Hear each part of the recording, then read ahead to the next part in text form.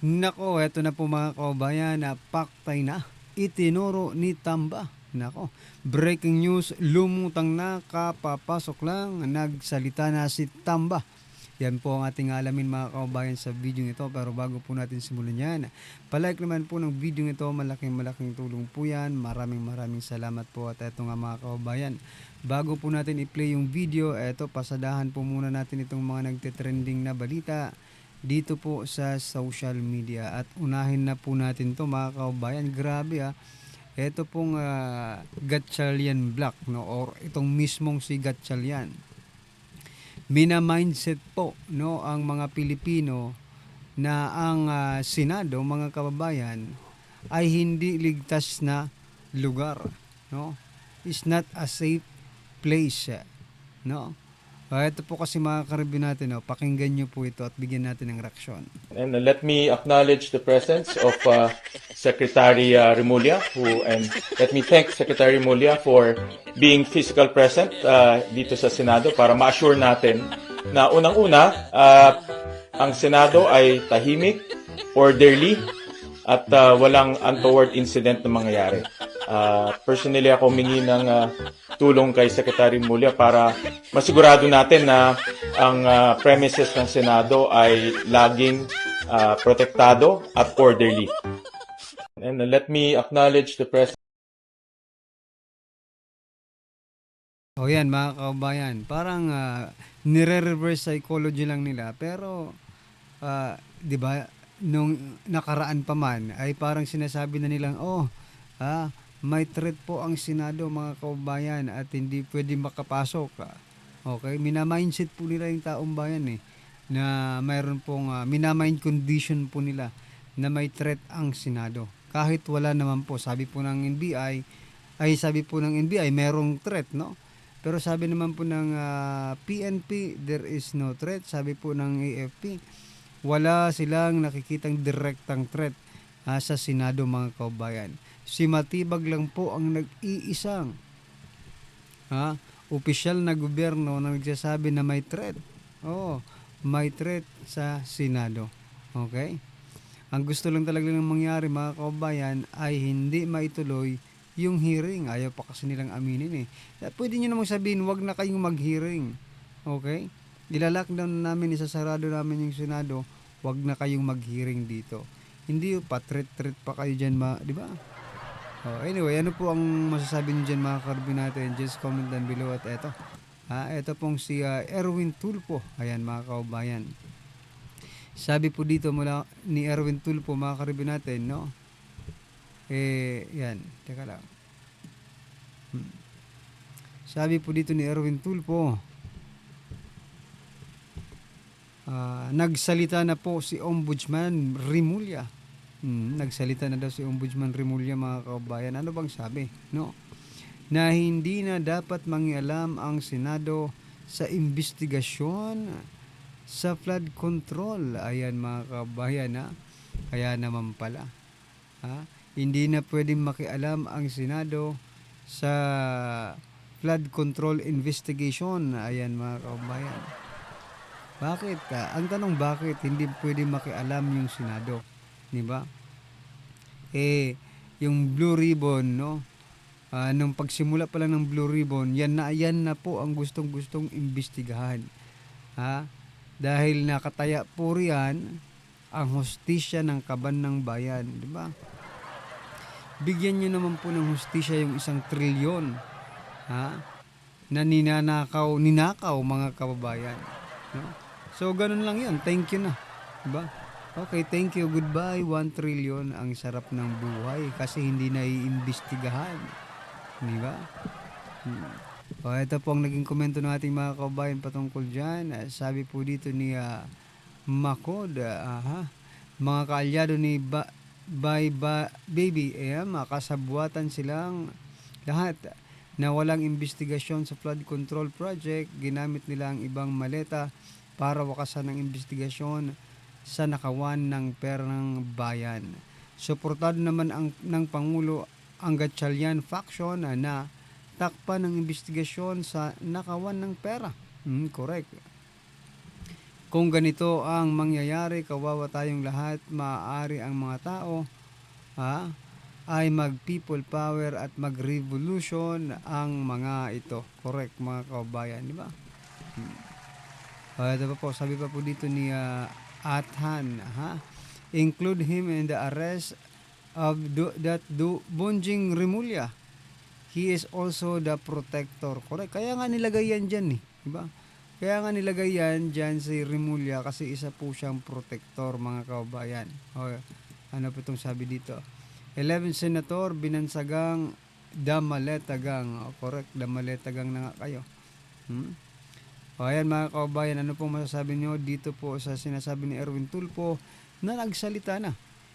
Si Rimulya, si Ombudsman Boying Rimulya na hindi na dapat mangalam ang Senado sa investigasyon sa flood control, di ba? Kasi very obvious kayo obvious na obvious po ang mga galawan ninyo. Sa pagdating sa flood control, huwag imbestigahan. Pero pagdating po sa mga kalaban sa politika, tulad po nito mga kababayan.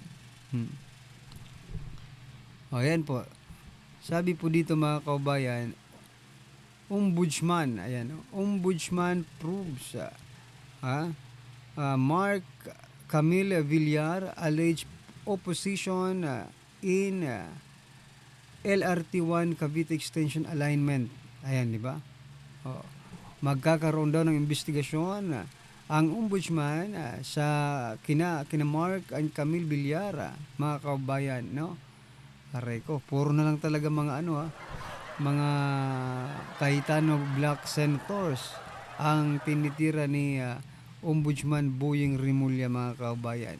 Tapos sasabihin nyo, hindi, kailangan lang hindi natin sila pinupolitika. Okay? Nagtatrabaho lang tayo. Grabe naman yung pagtatrabaho mo. Parang may tawag dito, may nakaharang sa mata mo. Diba? Hindi mo nakikita yung mga taong kaalyado ng Pangulo. Okay? Yung mga nakikita mo lang yung mga kalaban sa politika, mga kababayan. Nakakapagtaka. Diba? Ano ba ito si Boying Rimulya? Palitan na nga ito sa Ombudsman. Baka may problema ang mata nito. Diba? Baka hindi lang puso. Kasi may sakit ito sa puso mga kababayan. Baka hindi lang puso ang may problema dito. Baka pati po ang kanyang mata ay may problema na, mga kababayan. Ayun na po. Anyway, ano pong masasabi niyo dyan mga karibin natin? Just comment down below. At ito, bago po natin i-play yung video, gusto ko lang pong i-share ito mga kababayan. Itong si John Lapus. Ayan, no? Sabi po dito ni John Lapus, mga kababayan, no? Teka lang. Yan, no? Seryosong tanong, sabi niya. Sige, seryosong tanong tayo, mga kababayan. Seryosong tanong, may pong ibang DDS, yung ex ko pumangit nung naging DDS. Teka lang, mga kababayan, no? Sure ka ba na DDS talaga yung ex mo? Or galit ka lang sa ex mo kasi, di ba, baka napirahan ka lang. Tapos ngayon isisisi mo sa DDS. Pera lang kasi ang habol ng ex mo sa'yo. Huwag mo nang isisi sa DDS. Naku naman, Lapus, no? Sa mukha mong yan, no? Anyway, kaya nga, di ba? Kaya sabi ko, pera lang ang habol sa'yo. Oo, pera lang ang habol sa'yo ng ex mo. Huwag mo nang idamay yung DDS. Hindi naman DDS siguro. Sige nga, ipakita mo kung nagpo-post siya. Na pro Duterte talaga siya. Ipakita mo, wag mong sabihin na nasasaktan. Maraming nasasaktan dyan, di ba? Mga kababayan. Kasi mga pugi naman ng mga DDS, mga karabin natin. Kayo lang ang mga pangit. Kayo lang ang nauuto ng mga ex nyo. Diba? Kayo lang ang napeperahan. Kasi hindi naman talaga ikaw ang mahal ng ex mo. Yung pera mo ang mahal ng ex mo. Whether you like it or not. Kaya nga ex mo na nga lang. Diba? Huwag mo na kaming idamay ng mga DDS. Huwag mo nang idamay. Naku po itong silapos na ito. O ito mga kababayan, Ito po yung naging komento ng ating mga kababayan patungkol dyan. Sabi po ni Ronald, abnormal ang nipatol sa imuha. Parehas mo abno, lalaki versus lalaki, bisag unsa on panimo abno ka pa rin. Correct, that's what I'm trying to point out. Sabi po dito, aray mo. Sabi ni Felipe, wala po. Kapag pumangit na ang kalooban, susunod ng magbabago ang kaanyuan. Batay, kapangitan ng kalooban. Ayan. Ni pangit man gani ka, correct ka. Sabi po dito ni Tessa, talaga, tanong natin si Ate Shawi kung totoo ang yung sinasabi mo. Kasi si Robin DDS, tas si Kiko Pink. Aray ko, ayan o, di ba? So, maraming poging DDS mga kababayan. Anyway, ano po ang masasabi niyo dyan? Just comment down below mga karibin natin at ito. Pasadahan na po natin yung video. Pasok pa. DPWH yun, sa ilalim din daw ng executive yun. Dito ayaw niya pantumbukin na si Marcos ang may kasalanan eh. Sa totoo lang. Dito, kaya nga sabi nung iba, marami nagsasabi na itong kanyang pahayag na ito ay nagpaparinig na siya. Nagpaparinig na siya dito kay Marcos na wag niyo akong tuluyang ilaglag. At kung hindi, papangalanan ko kayo. Pero ngayon, hindi muna. Pipitikin ko lang muna kayo. Pero dahil tila ako ang direksyon, dati kasi ang nangyari, nilaglag si Zaldico eh. Si Zaldico yung kanilang ginamit dahil siya yung chairperson ng appropriation committee sa Kamara, siya yung ginamit tapos nilaglag. This time, mukhang dahil nga doon sa napapabalitang mapapauwi na si Zaldico, tila siya naman ang ilalaglag. So dito, mukhang nagpaparinig na siya. Hoy, bakit ayaw niyo akong palabasin ng ibang bansa? Ilalaglag niyo ako? Sige, ito, sinasabi ko na. Sino ba nag-i-implement? Kanino ba nanggagaling ang project? Sino ba nag-approve ng mga kontraktor? Di ba kayo? Eto, kita mo dito? Pinipitik na niya Malacanang. Pinipitik niya na yung kanyang pinsan. Pero hindi niya pa tuluyang pinangalanan. Bakit kanyo? Para medyo pwede pa mag-U-turn. Depende yan sa magiging kasunduan natin. Subukan niyo ako ilaglag. Subukan niyo ako hindi paalisin. Papangalanan ko kayo. Tingnan natin ang tapang nito tsaka ni Rimulya. Dapat sila pitikan ng itlog eh. I want to make this simple and clear. The national budget does not depend on just one person. Yon. The budget does not begin in the House. It begins in the executive. Ayan no, ang linaw na niyan. Nagsisimula sa executive at hindi lang isang tao. So ibig sabihin, hindi lang ako. Pero dito, huli siya sa sarili niyang bibig eh. Huli siya sa sarili niyang bibig na kung saan, sinasabi na niya na, oo, kasama kami, pero hindi lang kami. At sa inyo nagsimula yan. So eto yun eh, fact that the budget, yung GAA noon, at itong mga nakaraan, corrupt. Sabihin, matindi ang korupsyon. Pero kung isisisi nyo sa akin, hindi pwedeng ganun. Hindi lang ako. Dito nga hindi niya tinatanggi, hindi nakasama siya. Hindi niya tinatanggi. Basta sinasabi lang niya, hindi lang ako. Pati kayo. Diba? The agencies and departments prepare their proposals. The executive consolidates them into the National Expenditure Program. And that program is then submitted to Congress. From there, the House deliberates, but the House is not one person. And it is certainly not the Speaker alone. It is Alam mo, pareho sila ng karakas ni Zaldico no? Pareho sila ng karakas ni Zaldico. Ito rin yung sinabi ni Zaldico eh. Lahat sila nakinabang, nag-deliver ako kay Bongbong, nag-deliver ako kay ganito, kay Romualdez, pero ako wala akong kinuha. Pareho talaga eh. Dito mo malalaman na magkaibigan talaga itong dalawang to eh. Pareho silang lumulusot doon sa issue. Naglaglagan na sila isa't isa. Alam mo galawan ng mga kartel to eh. Nanonood kasi ako ng kartel na palabas eh, yung cleaning lady. Galawan to ng mga kartel eh, yung naglalaglagan na sila pagka nagkakabukingan na, di ba? Eto, naglalaglagan na oh. Naalala nyo yung naglaglagan yung dalawa, yung magkapatid? Tama-tama talaga yung palabas na yun ngayon eh. Kasi naglaglagan na itong dalawang bugok na to eh. Di ba si Romualdez at saka si Zaldico, may mga picture pa sila nagtatawa na. Busog na busog tayo. Busog na busog tayo. Tapos ngayon, turuan na sila.